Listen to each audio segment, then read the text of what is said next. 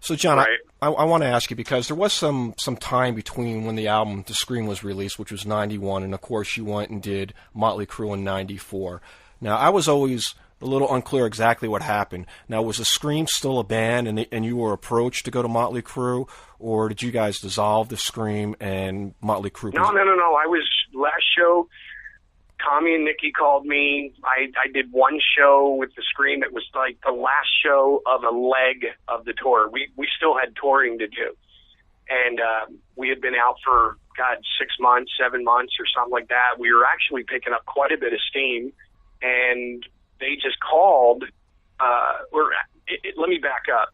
While we were on tour, somebody gave me a copy of a Spin magazine that Nikki did. There was a picture of Nikki Sixx on the cover Spin with a black cowboy hat and talking about Motley Crue and all this other stuff. Somebody handed me the article, and in the article, they said, well, what do you name some of the bands you're listening to now? And he just went off on this tangent about how amazing he thought the Scream was. And I was kind of like, oh, shit, so we got back from that leg of the tour. The last show that we were doing was it was Valentine's Day, and we were playing a place in L.A. or right south of L.A. There used to be a club down there called the Marquee Club, and we were playing there. And so earlier that day, I just kind of picked the phone up, and I left a message for Nikki's management to thank him for the plug. And the girl's like, what's your name? And I'm like, John Corabi, da-da-da. She took all my information down. And she sounded a little weird when I was talking to her on the phone, but I got off the phone with her and I hung up, and I was literally walking towards my front door in my apartment because I had sound check. I'm walking towards the door, and the phone rings. My wife answers it, and she goes, hello? And they're like, John Corabi there? Yeah. And she's like, who's calling? And she just looked at me, and she was like, white. And she held the phone up. She goes, hey, you should probably take this call. And I'm like, who is it? She goes, it's Nikki Sixx. And I'm like, oh, really? So I, hello, get on the phone. And it was him and Tommy. They were out shopping for Valentine's Day gifts for Brandy and Heather. Okay, I was going to say, hopefully not themselves. And, so they're talking to me, and they're like, hey, dude, what's up, man? Love your record. I'm like, oh, man, it's cool, thanks, And I was just getting ready to say, hey, if you guys want to write or something with me for the next Scream record, I would love that. Nikki goes, all right, listen, man, we can't beat around the bush, whatever. The reason why we're calling you is because Vince quit the band, and we want you to come down and audition for us. And I'm like, okay. When? And they're like, Monday. Want you to come down Monday. It was Friday. So you got a nice weekend to think about it. Yeah, I had the weekend to think about it. And, so we just wrapped for a second. They're like, this call did not happen. Nobody knows that Vince is out yet. We have not put an announcement out. I'm like, all right, cool. So you can't say anything to anybody. I'm like, all right, cool. I go to the gig. The guys in my band, I'm stoked because Nikki and Tommy actually did say, regardless of what happens, yeah, we'll write with you for your next Scream record. So I tell them that part. And then the whole thing just kind of caved in because we went to KNAC for an interview. And guy Long Paul. Remember him? While we're in the studio doing an acoustic song and doing an interview, Long Paul gets his thing. This guy comes in, hands him a piece of paper, and Motley Crue just announced that Vince Neil is out of the band, and all the guys in my band looked at me and that they're actively looking for a new lead singer. And they're all looking at me like, okay, dude, what's going on? So I sat down with my manager and all the guys in my band. I said, listen, I'm not really supposed to say anything, but here's the deal. They asked me to come down on Monday and audition. And everybody collectively was like, individually and collectively was like, dude, if you don't do that, you're out of your freaking mind. They're like the biggest band in the world right now. So I went down Monday. They asked me to come back on Tuesday. I went back on Tuesday, and I jammed with them again in front of all their lawyers and managers. The managers and lawyers all left. The wives left. And I went in that night. We sat down, and literally the first night we were there, they were going to call rehearsal at like 2 o'clock or 3 o'clock in the afternoon. And then I'm like, come on, let's jam, you know. So we stayed and we jammed till about 6 or 7. And in that 3 or 4 or 5 hour time period that we were there jamming, we actually came up with probably about 90% of Hammered. And we started working on the acoustic part of Misunderstood. I mean, it's like a really big decision to make, and then you had your whole band that you're in supporting you in your decision somewhat. Well, I mean, they got it. Like, you know, anybody that knows me knows, like, you know, I was married. I had 2 kids. One of my kids, my son, who is now, you know, 25, he had diabetes. He was diagnosed with diabetes since he was like 3 years old. And, you know, so they were like, they just kind of looked at it like, dude, you know, this is a way for you to get your music out there, make a lot of money, take care of your family, take care of your kid, travel the world. It's a step up. Like, you're crazy if you don't do this. I mean, I don't blame you. I mean, listening to what you're saying, I think... Yeah, it makes total sense now. And I mean, but we all know what happened with the record. I mean, obviously, it's a Motley Crue record, but it doesn't sound like Motley Crue.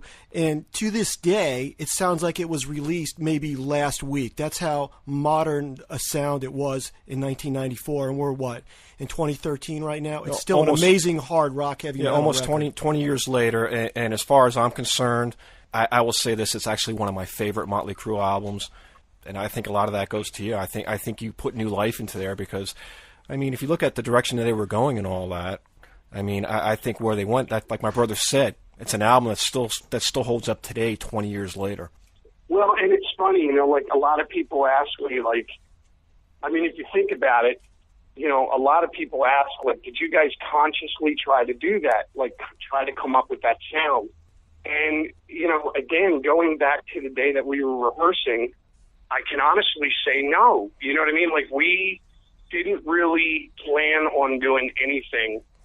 We just sat down and said, we're just going to sit down and we're going to jam. That first day that we jammed, I did their stuff. And then when the guys all left, like all those suits, I call them the suits, when they all bailed, we're sitting there and we're you know, goofing off and talking, and like the guys wanted to knock everything on the head and go home. And I'm like, let's jam, you know, which is what I said earlier. So we were sitting down, and I can't even really truly remember what happened, but something happened at rehearsal where I asked Mick if I could see his guitar, and he handed me his guitar. And I just started playing, and Tommy and Nikki looked at me, and they're like, holy shit, you play guitar? And I'm like, yeah. Like, I started out as a guitar player before I was a singer. And that's something that they didn't have before with Vince. Yeah, I was gonna bring this up. You're working with a band that only had one guitar player, Mick Mars. So what was, like I guess we're going to get to it, like working with Mick Mars, or what was his experience working with another guitar player?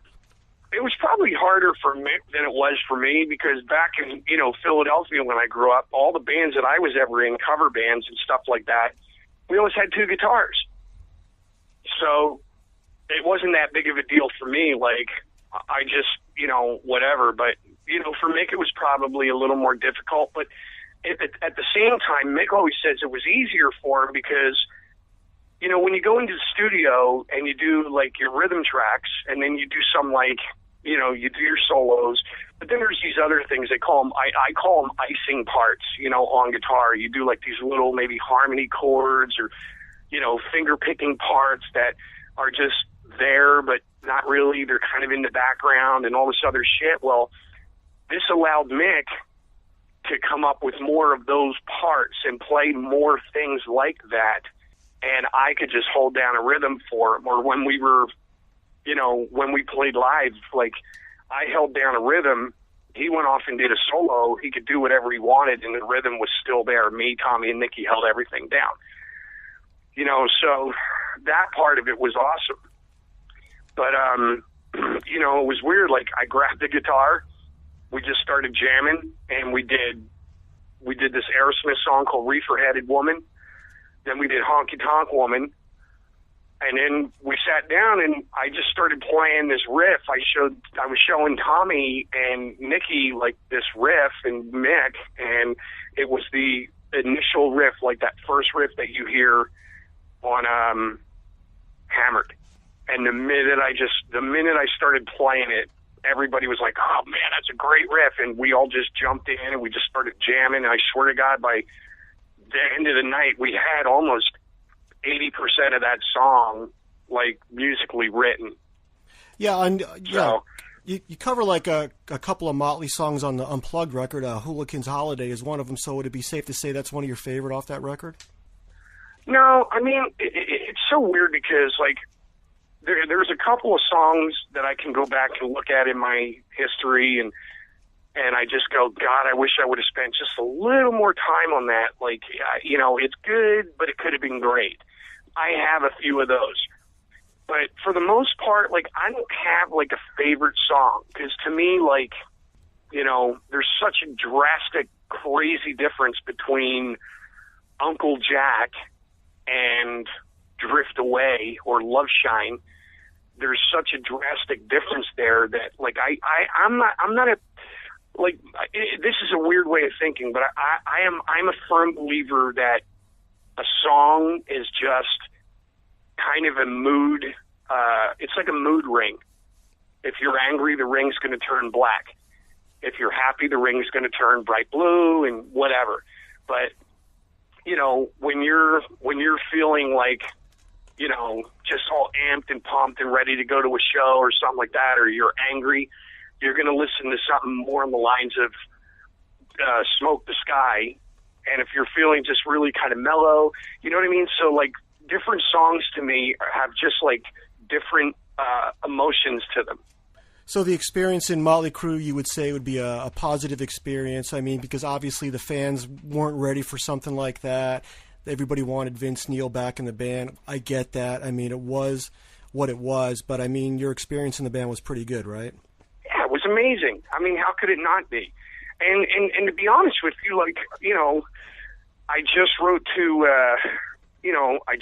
Nikki. We don't get to see each other. They live in California. I live in Nashville, Tennessee. So I don't get to see them that often. But, like, when I do, like, I've run into Nikki quite a few times at a different club or a different function or an event, and Nikki's fine. We're fine with each other. I see Tommy, we're fine with each other. Like, probably 3 or 4 months ago, 5 months ago, I sat on the phone with Mick and we talked for 3 hours about guitars and solo records and writing, and he was telling me what he was doing, I was telling him what I was doing. And honestly, it's the same with Vince. When I run into Vince, we're fine with each other. Yeah, it just like, seems I'm like a part of their history. They're a part of mine, and that's just the way it is. Yeah. And it's all good. The fans are the ones that seem to think that it's not supposed to be that way. Well, my whole take on it was a situation that happened. They had a falling out with Vince. The music scene was totally different in '94. You guys came up with something different. But it's just one of those bands where it's hard to replace a singer, and you would know that from all the other bands. It's very difficult to replace a singer in a band and keep the same identity with it. And I just didn't think the fans were ready for it. And then obviously the record label didn't like it, so they kind of wanted Motley to get Vince back in the band, and that was a big push by the record label to do that. So, I mean, I'm glad we got this one record out of you, and it's really a fantastic record. Yeah, I mean, in all honesty, like, a lot of people ask me this, so do you get along with the guys? Yes. And, but it's still weird. It's so funny, like, the fans are fans. And even for me, like, I don't know, like, it was a year or so ago when Steven Tyler was doing American Idol. Yeah, it was just, this past year, yeah. Yeah, and I had a moment, and there was a point there where Joe Perry and the guys were looking for a new singer. And I had a manager, a guy that used to work with me a couple of years back. He was tour managing. He had done some stuff with Aerosmith and, all this other kind of stuff. And he called me one day and he goes, "Hey, listen, between me, you, and the fence post, you know, your name is being tossed around. It's kind of being tossed around a little bit about auditioning for Aerosmith. And I just went off. I'm like, you can't get rid of Steven. Like, are you kidding me? There's no fucking way they can get rid of Steven. That would be the stupidest thing. And I just went on and on and on and on. And it was weird. It was like, at that moment, it kind of dawned on me, like, oh, that's what the Motley fans were thinking when I joined the band. Yeah, you're exactly right. You know, that is what they were thinking. I mean, I remember when it happened. That's exactly what they were thinking. But they have to also understand, you know, the only thing that bothers me is, and it's still weird, like, I've had some of them, not all of them. For the most part, most of the Motley fans have been nothing short of amazing, okay? But there are a few out there that just tend to get a little bit nasty, and it pisses me off because my son was in a band, they like go out of their way, they like attack him, oh, your dad was a loser, you're a loser too, you know what I mean? And it's just like, it's really uncalled for, and I challenge any of them. I challenge any of those people that have those comments to go back in time and not do what I did. Yeah, exactly. It's like a no-brainer. Yeah, I wasn't the reason. I was not the reason why they got rid of Vince. Whether they got rid of him or he quit, I don't even know. I don't care. Yeah, some people don't like change. There. Some people don't like change whatsoever. Yeah. So after the Motley Crue thing went on, was there any? Did it ever occur to you to like say, "Hey, let's get the Scream back together," or that was never an option? No, I don't even know if it was still going on or not. But well, Juan Alderete had already joined. I believe he had already joined Mars Volta. You know, the thing with Bruce and I, that was just kind of a natural thing as well. Like, I knew Bruce for years. My ex-wife used to do his hair and makeup with Kiss for photo sessions, and I met him a bunch of times with Nikki. Bruce and Nikki were very good friends. And Nikki's the one that actually suggested it. He called Bruce, and he's like, man, I think you and Crab, you come from the same school of music. You're into all these bands like Humble Pie and Free and Mountain and like Cream and all this stuff. You guys should try and get together and write. So Bruce called me, and I mean, I don't think I was out of the band 2 weeks. And Bruce called me and said, hey, man, let's get together and write. And to be honest with you, the first couple times that we got together, we wrote a song. The first day I was with Bruce, we wrote a song called Around Again. But it was funny, like, we were running such a parallel thing at the same time. Like, we both lost these huge gigs with these massive bands that we were in. Both of our chicks, like, right after the bands let us go, he was married for 10 years. His wife left him. I was living with some girl. She left. You know, just all these things. We were both obviously freaking out about, like, money. Like, oh, okay, well, how am I going to pay for this condo? How am I going to pay for this house that my ex-wife and my kids are living in? Like, it was just all this crazy shit. And we just kind of, we were just kind of going through the same thing at the same time. So it just kind of happened. Do you know what I mean? Yeah. It kind of makes sense, and that's probably like where the name of the band came from. Yeah, I was going to sit there and say, is that where the name of the band came from in a way? No, to be honest with you, we couldn't think of a name of a band, and Brent Fitz is actually the one that came up with it. He's like, we should call it Union. Okay. You know, we really couldn't think of anything. But, I mean, we didn't even think of a band name. We had already written most of the material. Brent and Jamie came in later, and actually Bruce and I had written most of the stuff or all of the stuff, and then Brent and Jamie came in later and just played on bass and drums, and, you know, but Fitzy was kind of hanging out with us most of the time, even when we were writing. And he's the one that actually suggested calling it Union. So you can, I don't know where he pulled that one out of, but the next time if you guys do an interview with Brent Fitz, you should ask him. All right, we'll definitely do that for sure. Okay, yeah, we just got one more question. What's your take on the music industry compared to like when you first started with Scream, and then we'll let you head on out. Well, obviously it's much different. I mean, the record companies aren't as quick to hand out those, you know, huge record deals that they were handing out. I don't know. I'm kind of like figuring it all out as I go right now. There's really no answer. Like, I think that the music industry actually is in some really weird, crazy transition period where record companies are losing their power to, you know, the internet and that whole like self-promoting, self-marketing method of using YouTube and the internet and Facebook and MySpace and Twitter, and you know what I mean? So they're kind of they're losing that power, which on one hand is really refreshing, but on the other hand, it's like I find it very difficult to get things like a video on, or it's that machine, having that machine behind you to be able to get you on stuff like Jay Leno or David Letterman or like those mainstream things that really do help sell records. It's really difficult to get into radio stations and on radio, so you have to wind up using, you know, your internet-based radio stations and different things like that. So I honestly, man, I'm still trying to figure it out, you know, but it's exciting. It's frustrating. You know, it's a little bit of everything. So, but again, I don't really have my finger on the pulse. You know, if I could figure out how to manipulate the internet and do everything on my own and go out there and sell a gazillion records, I could write a book and every musician I know would buy it. So yeah, I have no real answers for that question. Okay, so where can people find out about John Corabi right now? I've got a Facebook fan page. I'm on Twitter. I'm on Reverb Nation. I've got JohnCorabiMusic.com. They can go to Rat Pack Records, Amazon, iTunes. It's, you know, just go to Google and type in my name and something will pop up. There you go. You can, you know what I mean? It's out there. I got to be honest with you. Rat Pack has been doing an amazing job. So, okay, John, I want to thank you, and Matt does too, for coming on the Hard Rockology show. Yeah, I want to say thanks a lot. I appreciate it. I mean, it was great talking to you, man. I mean, you gave us a perspective. Where are you guys located at? We're in L.A. area. Oh, okay. Yeah. All right.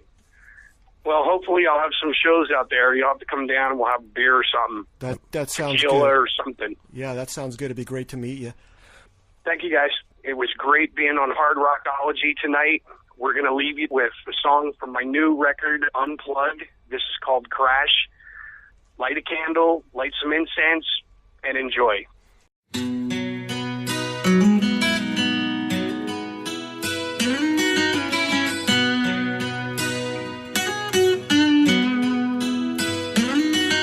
She sat down at the table, discomfort in her eyes.